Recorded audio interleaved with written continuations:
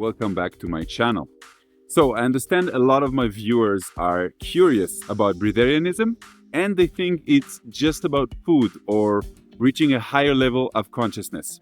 Even though they are both very true, there are a lot of other gifts that open up when one is initiated into Breatharianism. Breatharianism isn't just a lifestyle and it's not meant for everyone.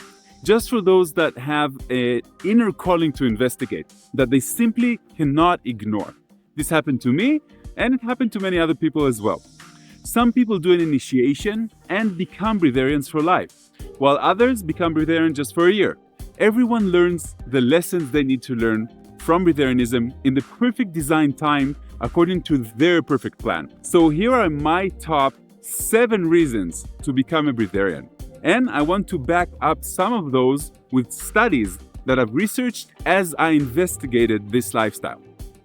The first trait for Breatharianism is that there's a heightened awareness through reduced digestion.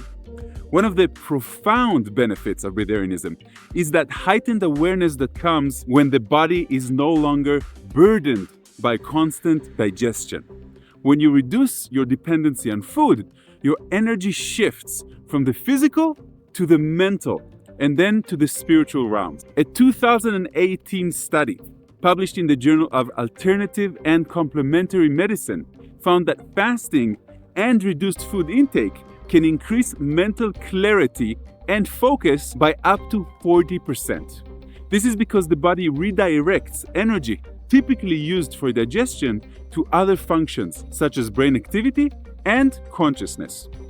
As a Breatharian teacher, Jasmine explains, when you free the body from the heavy task of digestion, you unlock a higher state of awareness.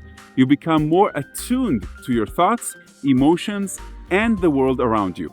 This heightened awareness can lead to greater creativity, intuition, and spiritual growth, which is what most Breatharians eventually really seek. At number 2, I would put emotional mastery and control over emotional eating. Breatharianism, or serious caloric reduction, challenges us to confront our emotions head-on, without the crutch of food. Emotional eating is a common coping mechanism, but it often leads to a cycle of guilt and dissatisfaction. This is common with almost everyone. By reducing our dependency on food, we gain a greater control over our emotions. This was actually studied in 2020. There was a study that was published in the Journal of Behavioral Nutrition and Physical Activity, where they found that 75% of individuals who practiced intermittent fasting reported improved emotional regulation. Because without the option to numb down our emotions with food, we're actually forced to process and release them, which then leads to emotional mastery. Not easy at first, but I really like to think that we as people can overcome any dependency and become self-masters.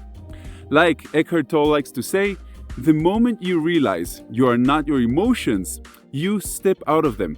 You become the watcher, the observing presence. So Breatharianism helps us cultivate this observer mindset, allowing us to respond to life's challenges with clarity and ease. At number 3, I would say financial freedom and simplicity.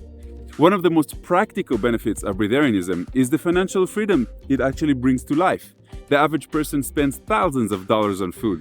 By reducing your dependency on food, or significantly reducing it, you can redirect these funds towards more meaningful pursuits, such as travel, education, or personal growth.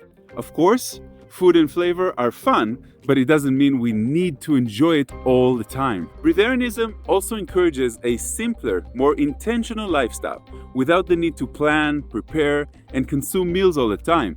You gain more time and energy to focus on your passions and your purpose. When I was initiated to Breatharianism, I used my spare time to become an artist. I didn't plan for it, it just happened as creativity simply emerged out of me, out of simply nowhere. At number 4, I would put strengthening through social challenges. Now, adopting a Breatharian lifestyle isn't just a personal journey, it's a social one. You're likely to face skepticism, criticism, and even ridicule from those who don't understand your life choices, especially in the first few months after your Breatharian initiation, when people tend to lose more weight as the body is really still adjusting. But these challenges can make us stronger and more resilient to judgment. And in today's age, almost everyone is conforming to social norms. Even us, that we are the black sheep of society, sometimes adjust our behavior and worldview to feel like we belong. This actually discourages our individuality. And like Gandhi famously said, first they ignore you, then they laugh at you, then they fight you, then you win. Breatharianism teaches us to stay true to ourselves even in the face of adversity. At number 5, I would put deepening our connection to our body. Breatharianism encourages us to listen to our body in a way that most people never understand or do. Without the constant input of food, you become more attuned to your body's signals and needs. You suddenly feel waves of energy in your body. Your intuition grows stronger. You have downloads and information that simply comes in without you thinking about it too much. Our body is a temple, and Breatharianism is the key to unlocking its full potential. When you stop overloading it with food, you give it the space to heal, thrive, and connect with your higher self. At number 6, I would put breaking free from societal conditioning. Breatharianism helps you step out of the matrix and into a more authentic, empowered way of living. Society teaches us that food is essential for survival, for our happiness, our connection. But Breatharianism challenges these conditions. It invites us to explore a different way of being by breaking free from those limiting beliefs. You actually open yourself up to infinite possibilities. Individuals who question societal norms have a higher level of creativity and innovation. Breatharianism is a radical act of self-liberation. It empowers you to think outside of the box and create a life that aligns with your true self. And at number 7, I would say the spiritual awakening. At its core, Breatharianism is a spiritual practice. It's about transcending the physical and connecting with the divine energy that sustains all of life, prana. By reducing your dependency on food, you create space for spiritual awakening and transformation. There are many studies that find that fasting and reduced food intake can actually enhance spiritual experiences by up to 60%. Participants in my events reported feeling unity, peace, and connection to a higher power. And just like Breatharian Level 4 Master Prahajani, who claimed to live without food or water for decades, said, "The body is just a vessel. The real nourishment comes from the divine energy that comes from within the consciousness." As the ancient saying says, when the student is ready, the teacher will somehow appear in their life. Namaste, my friends.